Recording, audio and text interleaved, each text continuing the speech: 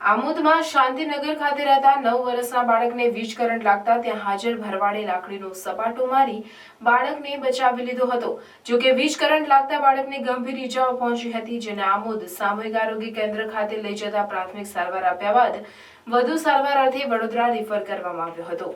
વીજ કચેરીની ગંભીર બેદરકારીના લીધે લોકોમાં રોષ જોવા મળ્યો હતો। આમોદમાં શાંતિનગર ખાતે રહેતા ખોડાભાઈ વસાવાનો પુત્ર વિષ્ણુ બકરીઓ ચરાવવા માટે નજીકમાં આવેલ નહેર ઉપર ગયો હતો, જ્યાં વીજ વાયર નીચે નમેલા હોય બાળકના હાથમાં વીજ તાર આવી જતા તેને જોરદાર કરંટ લાગ્યો હતો, જેથી તેને બૂમાબૂમ કરતા ત્યાં ગાયો ચરાવતા રાજુભાઈ ભરવાડે લાકડાનો સપાટો મારી તેને વીજ વાયરથી અલગ કર્યો અને જીવ બચાવી લીધો હતો।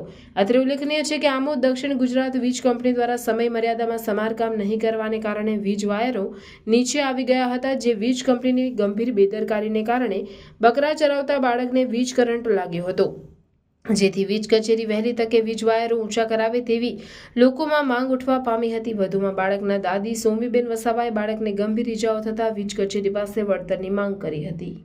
સોમીબેન શું થયું હતું તમારે? એ અમારા છોકરો બકરા ચારવા ગયો હતો ને તો અમને ખબર નહીં કે રસ્તામાં છોકરાને ખબર નહીં કે રસ્તામાં વાયર પડેલો છે। છોકરો ન્યોડે રખતો જતો હતો, તેના હાથમાં એકદમ વાયર આવી ગયો તો મારો છોકરો એકદમ જ હાથમાં ડાયજો તો હંબો ભરવાડ આવ્યો તો ભરવાડ જોયું તો ભરવાડ સપાટો મારીને મારા છોકરાને નીચે નાખી દીધો। તો સારું કે તકમાં ભરવાડ હતો ને ભરવાડ ના હોત તો મારો છોકરો ટંટાઈ મરી જાય।